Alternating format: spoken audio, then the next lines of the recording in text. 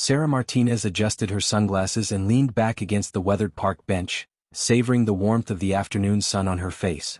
Riverside Park had always been her sanctuary, a place where the chaos of her demanding job as a hospital administrator melted away into the simple joy of watching her 8-year-old son Danny navigate the colorful jungle gym with the fearless enthusiasm that only children possessed.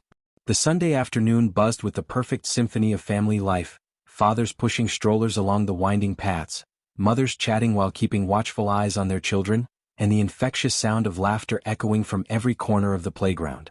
Danny had conquered the rope ladder and now hung triumphantly from the monkey bars, his dark hair catching the sunlight as he called out, "Mom, look! I can do the whole thing without stopping." Sarah waved encouragingly, her heart swelling with that particular brand of pride that came from watching her child discover his own capabilities. The playground teemed with activity, toddlers wobbling down miniature slides, older kids engaged in elaborate games of tag, and parents scattered across benches and picnic tables, some reading books, others scrolling through phones, all basking in the peaceful normalcy of a weekend afternoon. The duck pond sparkled nearby, where a family of mallards glided serenely across the water while children tossed breadcrumbs from the wooden dock. Joggers followed the paved trail that wound through the park's perimeter, their rhythmic footsteps creating a steady backdrop to the ambient sounds of contentment. Sarah pulled out her phone to capture a photo of Danny as he attempted to swing from bar to bar, wanting to preserve this perfect moment when life felt beautifully uncomplicated. That's when she first noticed the man near the duck pond.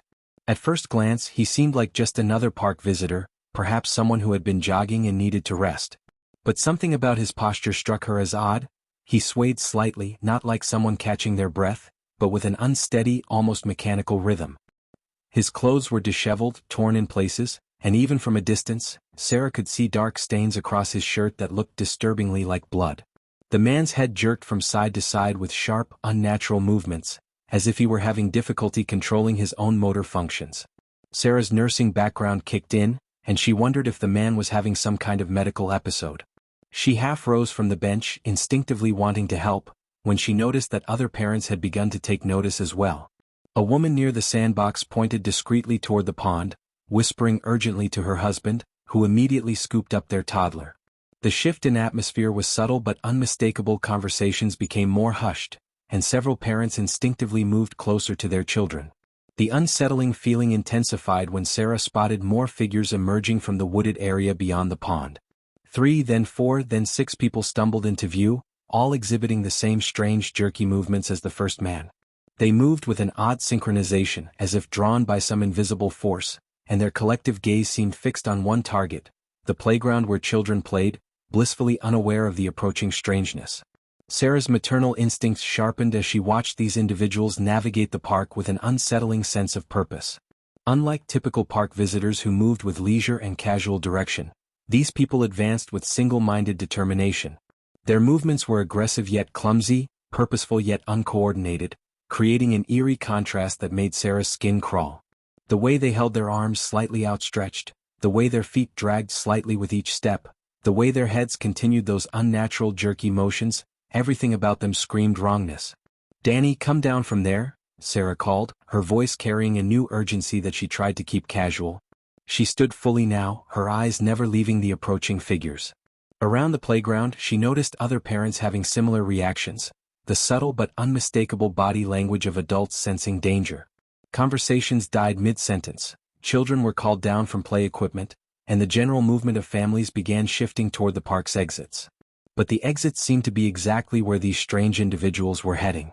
Sarah counted at least 8 of them now, emerging from different directions but all converging on the central playground area. The beautiful Sunday afternoon that had felt so perfect just moments before now carried an undercurrent of menace that made Sarah's pulse quicken. Something was very, very wrong, and whatever was happening, it was happening fast.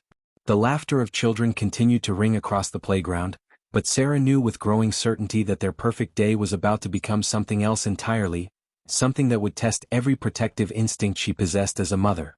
The scream that shattered the afternoon tranquility came from near the swing set, where a little girl in a bright yellow dress had been pumping her legs rhythmically just moments before. Sarah's head snapped toward the sound in time to see one of the disheveled figures lunge forward with startling speed, his movements no longer clumsy but terrifyingly purposeful. The child's father, who had been pushing her on the swing, threw himself between his daughter and the attacker, but the strange man's strength seemed inhuman as he knocked the father aside with a violent swipe of his arm. "What the hell?" someone shouted from across the playground, but the words were cut short as more screams erupted from different directions. Sarah watched in horror as the scene unfolded like a nightmare she couldn't wake up from.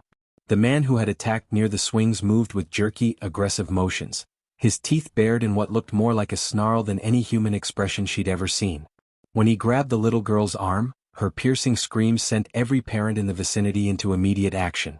Danny, come down right now." Sarah's voice cut through the chaos as she sprinted toward the jungle gym where her son still hung from the monkey bars, his face frozen in confusion and growing terror. Around the playground, the peaceful afternoon had transformed into pure pandemonium. Parents were running in every direction, some toward their children, others toward what they hoped were exits, their voices creating a cacophony of panic and desperation. Sarah could see more of the strange figures converging on the playground from multiple angles. What she had initially thought might be sick individuals now moved with a coordinated menace that made her blood run cold. They seemed drawn specifically to the children, ignoring adults unless they got in their way. A woman near the sandbox was wrestling with one of the attackers, screaming for someone to help her get to her toddler who sat crying in the sand, oblivious to the danger surrounding him. "Mom?" Danny's voice cracked with fear as he finally released his grip on the monkey bars and dropped to the ground. Sarah reached him just as one of the infected individuals rounded the corner of the play structure, moving directly toward them with that same unnatural, determined gait. Up close, Sarah could see the man's eyes. They were unfocused yet somehow intensely predatory, and his skin had a grayish pallor that made her stomach lurch. Without thinking, Sarah grabbed a fallen tree branch and swung it hard across the man's chest, the impact sending him stumbling backward but not down. The blow that should have stopped any normal person barely seemed to register with him. He straightened and continued advancing, and Sarah realized with growing horror that whatever was wrong with these people, they weren't responding to pain the way humans should. "This way, Danny." Sarah grabbed her son's hand and pulled him toward what she hoped was the safest exit, the main parking lot entrance where they had entered the park. But as they ran, dodging between panicked families and overturned strollers, Sarah's heart sank. More of the infected were streaming into the park from the street, blocking their primary escape route. Cars in the parking lot sat abandoned, their doors flung open as if their owners had fled in desperate haste. Behind them, the sounds of the attack intensified. Sarah could hear a man shouting instructions, trying to organize the other parents into some kind of defensive action. She caught glimpses of adults using playground equipment as weapons, a father wielding a metal slide ladder like a club, a mother using a park bench to create a barrier between one of the attackers and a group of cowering children.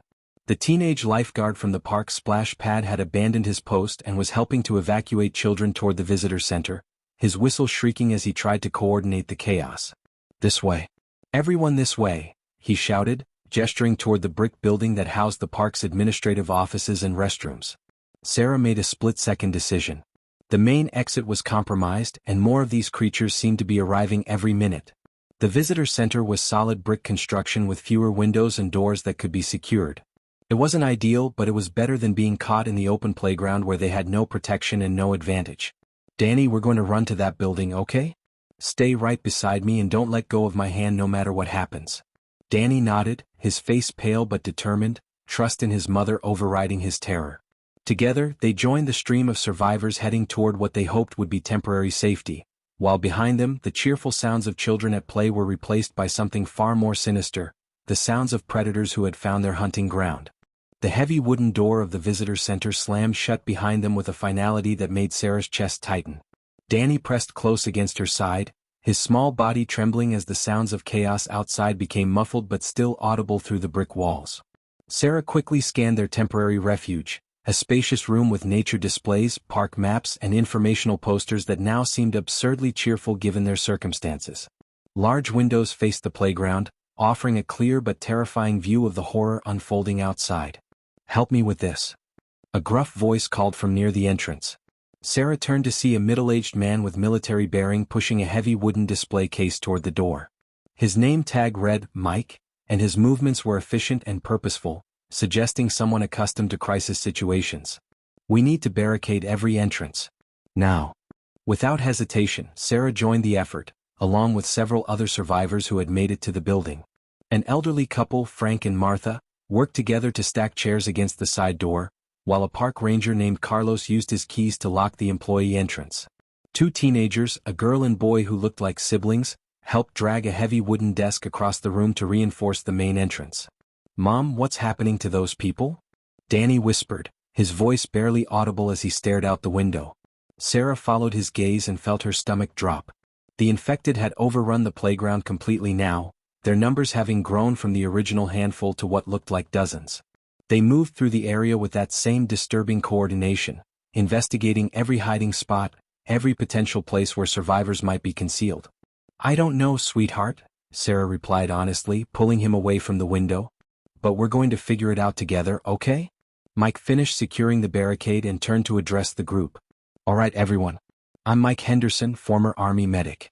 We need to stay calm and think this through." He gestured toward the windows. "Whatever's happening out there, those people aren't acting normal. They're not responding to pain, they're incredibly strong and they seem focused on." He paused, glancing at the children in the group, on attacking people. Carlos, the park ranger, ran a hand through his graying hair. "I've worked here 15 years and I've never seen anything like this. It started maybe 20 minutes ago, first just one or two strange individuals, then more kept arriving from different directions. It looks like some kind of infection," said the teenage girl, Jess, her voice shaky but determined. "Like in the movies, you know? The way they move, the way they don't seem to feel pain." Her younger brother Tom shook his head.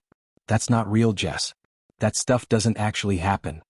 Through the windows, they watched as one of the infected noticed their barricaded building. The creature, Sarah found it difficult to think of it as a person anymore, approached the glass and began pressing against it, its face contorted in an expression of mindless hunger. Soon, others joined it, their hands leaving smeared prints on the windows as they pushed and clawed at the glass. Frank, the elderly man, cleared his throat nervously. "My wife Martha and I were listening to the radio in our car when this started.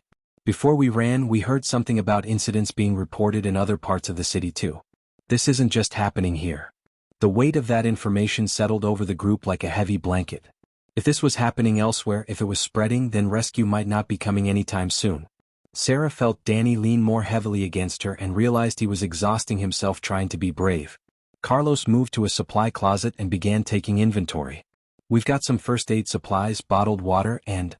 He paused, pulling out a small emergency radio. "This might still work. It's our emergency communication device. Can you reach someone?" Mike asked, moving closer. "I can try, but the range isn't great from inside the building." Carlos fiddled with the device, static crackling through the small speaker. "If we could get to the maintenance shed, there's a more powerful radio there, but..." He gestured toward the window where more infected had gathered. They pressed against the glass with increasing intensity, as if sensing the life within. Their movements were becoming more agitated, more desperate. Martha spoke up from her position near the side door. "How long can we stay here? Do we have enough supplies?" The question hung in the air, unspoken fears crystallizing into concrete concerns. Sarah looked around at their group, two elderly people, two teenagers, a toddler she now noticed in his mother's arms near the corner, her own 8-year-old son, and the adults.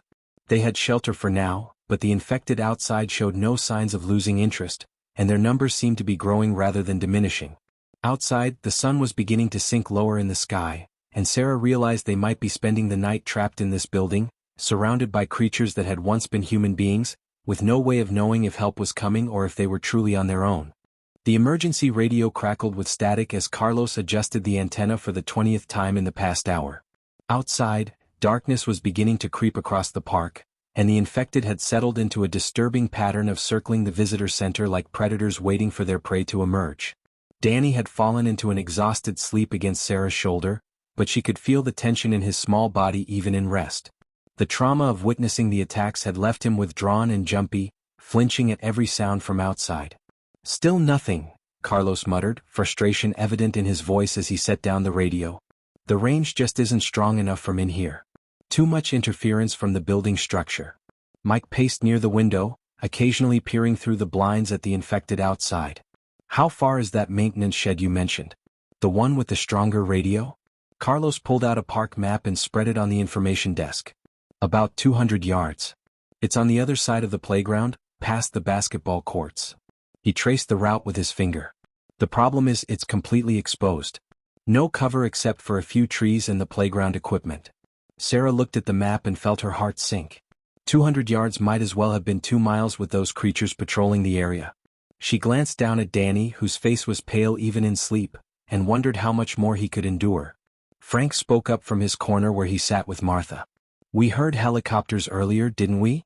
That means someone knows what's happening. Maybe help is already on the way." "Maybe," Mike replied, but his tone suggested he wasn't optimistic. "But we can't count on it. If this is happening in other parts of the city like you said, emergency services are probably overwhelmed."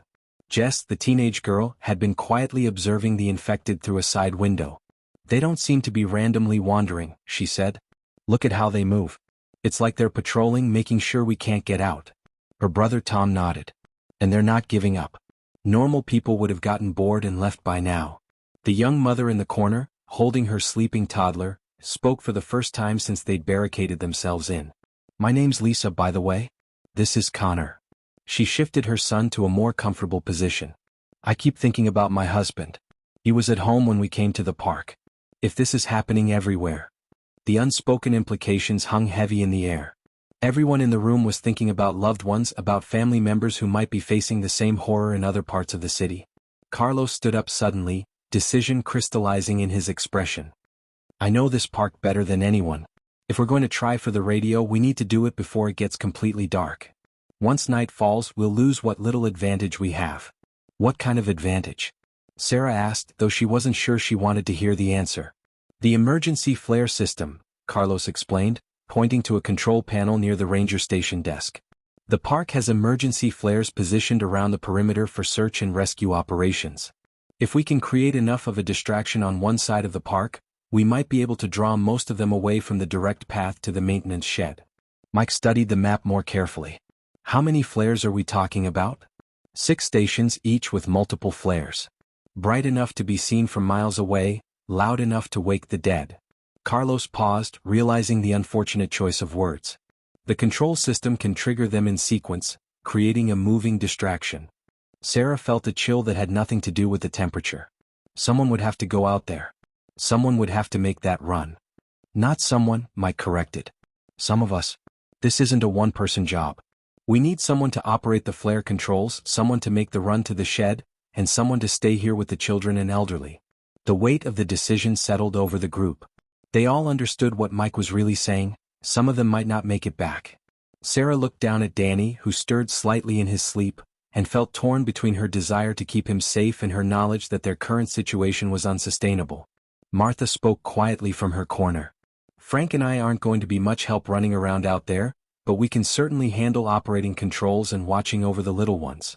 "I'll go," Sarah said, surprising herself with the firmness in her voice. "I can't just sit here hoping someone else will risk their life to save us." "Mom?" Danny's voice was small and frightened. He had awakened and heard part of the conversation. Sarah smoothed his hair. "We're going to get help, sweetheart. But I need to be brave right now, just like you've been brave." As the group began finalizing their desperate plan, the sound of helicopters returned in the distance, closer this time. Through the windows they could see searchlights sweeping across other parts of the city. Help was out there, but whether it could reach them in time depended on a plan that required everything to go perfectly, and left no room for error. The first flare ignited with a brilliant white flash that lit up the entire eastern section of the park like daylight. From their position crouched behind the visitor center's back entrance, Sarah watched as dozens of infected immediately turned toward the light, their movements suddenly animated with renewed purpose. The distraction was working. Most of the creatures that had been circling their building were now stumbling toward the flare's location with that same terrifying single-mindedness they'd shown earlier. "Now," Mike whispered, his hand on the door handle. "Remember, we move fast but quiet. Stay low, use the playground equipment for cover, and whatever happens, don't stop moving." Sarah's heart hammered against her ribs as she checked on Danny one more time. Martha had volunteered to watch him, and the elderly woman's calm presence had helped soothe his fears, but Sarah could see the terror in his eyes as she prepared to leave. "I'll be back soon, I promise," she whispered, kissing his forehead. "You stay with Martha and do exactly what she tells you, okay?" Danny nodded, trying to be brave, but his lower lip trembled. "Be careful, Mom." Carlos led the way as they slipped out the back door, followed by Sarah and Mike. The night air felt electric with danger, every shadow potentially hiding one of the infected. The second flare triggered automatically, creating another brilliant distraction on the park's northern perimeter, and Sarah could see more infected moving away from their path. They made it to the first piece of cover, a large climbing structure shaped like a pirate ship, without incident. Carlos motioned for them to wait as he scanned the area ahead. The maintenance shed was visible in the distance, a small brick building that looked impossibly far away despite being only a few hundred yards from their position. "There," Carlos whispered, pointing to a cluster of 3 infected who hadn't been drawn away by the flares. They stood near the basketball courts, directly in the path to the shed. "We'll have to go around them." Sarah nodded, adrenaline making every sense hyper-aware. She could hear the distant moaning of infected drawn to the flares, the sound of her own breathing, and the subtle rustle of Carlos adjusting his position. They moved from the pirate ship to a large oak tree, then to the concrete base of a swing set, each movement carefully coordinated to avoid detection. The third flare blazed to life, and this time one of the 3 infected near the basketball courts turned toward it, leaving only 2 blocking their direct route. Mike made a quick decision, picking up a fallen branch and hurling it toward the far side of the courts. The sound drew the attention of both remaining infected, who began moving to investigate. "Go, go, go," Mike urged, and they broke cover, running in a low crouch across the open ground. Sarah's legs burned with the effort of staying quiet while moving quickly, and she fought the urge to look back toward the visitor center where Danny waited. Every step took her further from her son, but every step also brought them closer to potentially calling for help. They reached the maintenance shed just as the 4th flare ignited, bathing the area in harsh white light. Carlos fumbled with his keys, his hands shaking slightly from adrenaline, while Sarah and Mike kept watch. The shed door finally opened, revealing a cramped space filled with landscaping equipment, tools, and thankfully, a much larger radio setup mounted on the back wall. "This should be able to reach emergency services," Carlos said, immediately beginning to power up the equipment. The radio hummed to life, and he began adjusting frequencies, trying to find an emergency channel.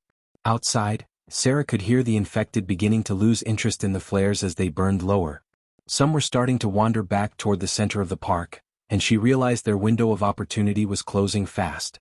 "Emergency services, this is Riverside Park. We have multiple casualties and need immediate evacuation," Carlos spoke into the microphone. Static answered him. He tried again, adjusting the frequency. "This is Riverside Park. Requesting emergency assistance for survivors trapped by hostile individuals, please respond." "Riverside Park, this is Emergency Command," a voice crackled through the static. "We copy your transmission. Are you reporting the infected situation?" Sarah felt a surge of hope. Someone was listening. Someone knew what was happening. "Affirmative," Carlos replied. "We have 9 survivors barricaded in the visitor center. The infected have overrun the park. We need immediate evacuation." "Copy that, Riverside. We have helicopters in your area but cannot land with hostile presence. You need to create a clear landing zone. Can you get to the main parking lot?" Sarah's heart sank. The main parking lot was even further than the maintenance shed, and it was completely exposed. But as she looked out the shed's small window, she could see lights in the sky, helicopters searching for survivors just like them. "We'll find a way," Carlos responded, though uncertainty filled his voice. They had made contact, but their real challenge was just beginning. The infected had discovered their location. Sarah could hear them gathering outside the maintenance shed, their movements becoming more agitated as they pressed against the walls and door. What had started as a successful mission to establish radio contact was quickly turning into a trap, and the sound of splintering wood told her they didn't have much time before the creatures broke through. "We need to move now," Mike said, grabbing a heavy wrench from the tool rack. "The back window, it's our only way out." Carlos was still trying to coordinate with emergency command when the first infected fist punched through the wooden door, followed by an arm that groped blindly for the handle. Sarah felt a surge of maternal panic. Every second they were trapped here was another second away from Danny, another moment he spent terrified and wondering if his mother would keep her promise to return. "Emergency command, we're compromised at the maintenance shed," Carlos spoke rapidly into the radio. "Moving to alternate location. Maintain helicopter patrol over the visitor center. We have children there." The confirmation crackled back just as Mike kicked out the back window. "Copy that, Riverside. Helicopters maintaining position. Create that landing zone when you can." Sarah was the first through the window, dropping to the ground outside as the front door of the shed finally gave way. The sound of infected pouring into the small building behind them sent ice through her veins. They had seconds before the creatures realized their prey had escaped and began searching the perimeter. "This way," Carlos whispered, leading them toward a cluster of pine trees that would provide temporary cover. But as they moved, Sarah spotted something that made her blood run cold. A group of infected had broken away from the main horde and were heading directly toward the visitor center. The flares had burned out, and without the distraction, the creatures were returning to their original target. "They're going after the building," Sarah said, her voice tight with fear. "Danny's in there." Mike followed her gaze and cursed under his breath. Through the darkness, they could see the infected gathering around the visitor center again, but this time their behavior was different. More aggressive. More determined.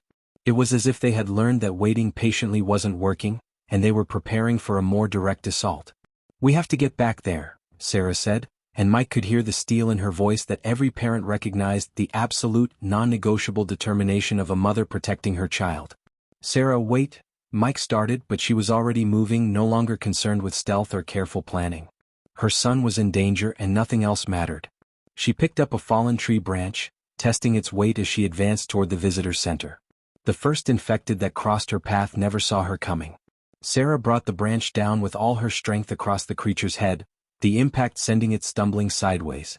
When it turned back toward her with that mindless hunger, she struck again, this time with a fury that surprised even her. The infected dropped and Sarah kept moving. "Jesus," Mike muttered, following behind her with Carlos.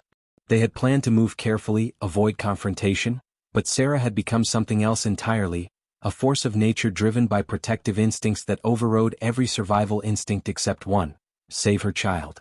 Two more infected moved to intercept her, and Sarah fought them both simultaneously.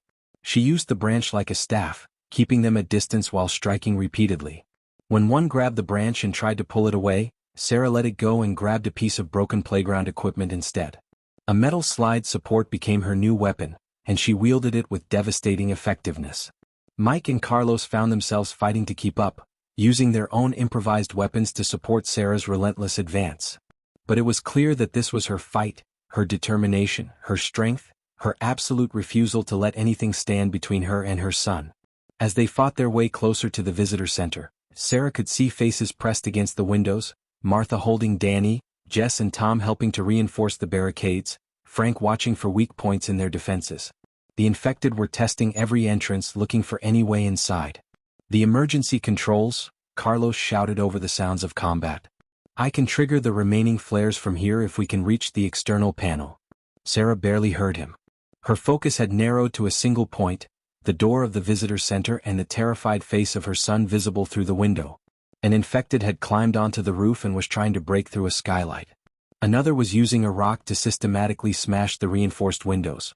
Sarah fought with strength she didn't know she possessed, each swing of her makeshift weapon driven by 8 years of bedtime stories, scraped knees kissed better, and promises to always keep him safe. She was discovering that a mother's love, when threatened, could become the most dangerous force in any apocalypse. Sarah burst through the visitor center's back door just as the infected managed to break through the front barricade. The sound of splintering wood and Martha's scream sent adrenaline coursing through her veins like fire. Inside, chaos had erupted. Frank was wielding a chair like a club while Jess and Tom desperately tried to reinforce the failing barriers with whatever furniture they could move. But it was clear their defenses were crumbling. "Mom?" Danny's voice cut through the mayhem, and Sarah saw him pressed against the far wall with Martha, who was shielding him with her own body. An infected had made it halfway through the broken doorway, its arms reaching desperately toward the terrified group. Sarah didn't hesitate. She launched herself at the creature, driving her metal weapon into its back with enough force to send it tumbling back outside. But even as it fell, 2 more took its place and she could see dozens more pressing behind them. "The tower!" Carlos shouted, pointing toward a narrow staircase Sarah hadn't noticed before. "The observation tower, it's our only chance." The park's observation tower was a 30-foot wooden structure designed to give visitors a view over the treetops. Sarah had walked past it countless times during their visits but had never given it much thought. Now it represented their last hope for survival. "Everyone up the stairs now," Mike commanded, taking Sarah's position at the door. "I'll hold them here as long as I can." "We go together or not at all," Sarah declared, grabbing Danny's hand while helping Martha to her feet. The elderly woman was moving slower than the rest, but no one was being left behind. Frank took the rear guard with Mike while the others began the desperate climb up the narrow wooden staircase. The tower swayed slightly under their weight, and Sarah tried not to think about how many people it was designed to hold safely. Through gaps in the wooden slats, she could see infected gathering at the base of the tower, some already beginning to climb.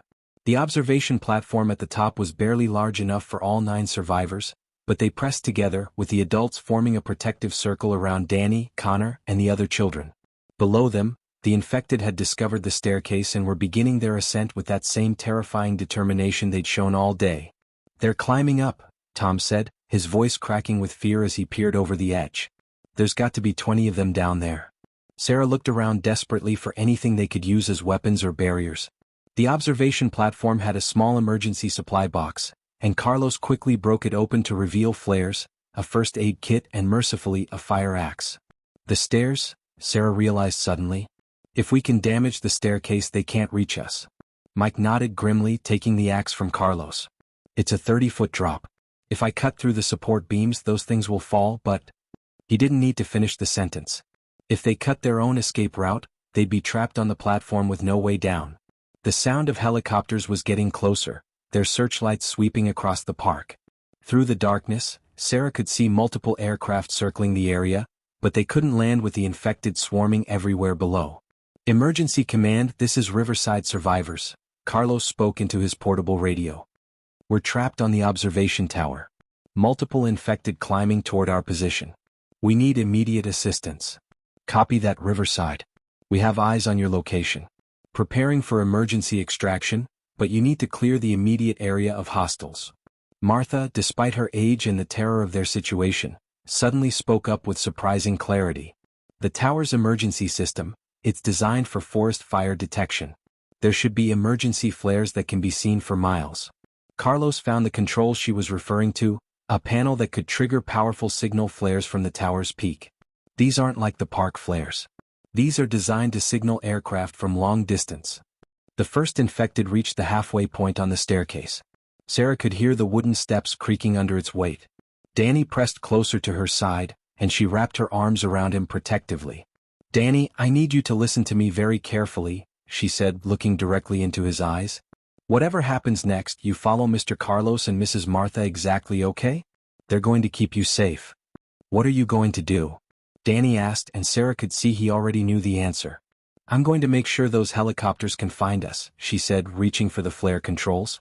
The plan forming in her mind was desperate, dangerous, and probably their only chance. But it would require someone to operate the emergency systems manually from the platform while others defended their position. As the infected climbed higher and the helicopters circled closer, Sarah prepared to make the most important decision of her life. Sarah's hand hovered over the emergency flare controls as the first infected head appeared at the top of the staircase. The creature's gray, lifeless eyes locked onto hers with predatory hunger, and she knew they were out of time. The observation tower's emergency flare system could create a brilliant signal visible for miles, but someone had to activate it manually while holding off the infected long enough for rescue to arrive. "Danny, come here," she said softly, pulling her son close one final time. "I need you to promise me something. When those helicopters come, you go with them immediately. Don't wait for me, don't look back. Just go and be safe." "No, Mom, I want to stay with you," Danny whispered, tears streaming down his face despite his efforts to be brave. "I know, sweetheart. But sometimes being brave means doing the thing that keeps the people we love safe even when it's scary." Sarah kissed his forehead, memorizing the moment. "I love you more than all the stars in the sky." Mike stepped forward, understanding Sarah's plan. "There has to be another way. We can fight them off together." "Look at them," Sarah said, gesturing toward the infected now pouring up the staircase. "There are too many. But if I can trigger these flares and create enough light for the helicopters to land safely." She didn't need to finish. They all understood. Carlos grabbed the radio one more time. "Emergency command, we're going to trigger emergency flares for landing zone illumination. Be ready for immediate extraction." "Copy that, Riverside. Helicopters moving into position. Signal when ready." Sarah moved toward the flare controls, but before she could reach them, Mike grabbed her arm. "Wait. Look at the base of the tower." Through the swaying platform, Sarah could see something that made her heart leap with unexpected hope. The infected climbing the tower had created a traffic jam on the narrow staircase. Those behind were pushing against those in front, creating instability in the entire structure. More importantly, the concentration of infected around the tower base had cleared the nearby area where helicopters could potentially land. The emergency fire suppression system, Martha called out suddenly, her voice stronger than it had been all day. Carlos, this tower has emergency fire suppression for forest fires, doesn't it? Carlos's eyes widened with understanding. The foam system. It's designed to create fire breaks during emergency situations. He moved to a different control panel. If we trigger it now, it'll create a massive foam barrier around the tower base. The infected won't be able to maintain their grip on the stairs. Do it, Sarah said, her hands still on the flare controls. Danny, hold on tight to the railing. Carlos activated the emergency foam system, and instantly high-pressure nozzles around the tower's base began spraying thick, slippery fire-retardant foam in all directions. The effect was immediate and dramatic. Infected that had been climbing the stairs lost their grip and tumbled to the ground, while those trying to approach the base found themselves unable to maintain footing on the slippery surface. At the same moment, Sarah triggered the emergency flares. The night sky exploded with brilliant white light as multiple flares shot into the air, creating a beacon visible for miles. The observation platform was bathed in harsh illumination, and the approaching helicopters immediately adjusted their course toward the signal. Landing zone is lit, the radio crackled. Coming in for extraction. Prepare for immediate departure. The powerful downdraft from the rescue helicopter's rotors scattered the remaining infected around the tower base as the aircraft descended toward the now cleared landing zone. A crew member rappelled down to the observation platform while others prepared to lift the survivors to safety. Let's go, the rescue worker shouted over the rotor noise. Children and elderly first. Sarah watched as Danny was lifted into the helicopter, his eyes never leaving hers until he disappeared into the aircraft's safety. One by one, the other survivors were evacuated: Martha and Frank, Lisa and little Connor, Jess and Tom, Carlos and finally Mike. As Sarah was the last to be lifted from the tower, she looked down at the park that had been transformed from a place of joy into a battlefield. The infected wandered aimlessly below, no longer a coordinated threat but scattered individuals confused by the foam and the noise. Emergency vehicles were already arriving at the park's perimeter, and she could see other helicopters landing throughout the city, rescuing other survivors from similar situations. 6 months later, Sarah stood in the same park, now reopened and bustling with families once again. The outbreak had been contained within days once emergency protocols were activated, and life had gradually returned to normal. Danny played on the same jungle gym where their nightmare had begun, but now he moved with a quiet confidence that spoke of a child who had faced real danger and survived. "You did good up there, Mom," Danny said as they walked home, his small hand secure in hers. Sarah smiled, knowing that whatever challenges life might bring, they would face them together. She had discovered strength she never knew she possessed, and more importantly, she had kept her promise to bring her son home safely.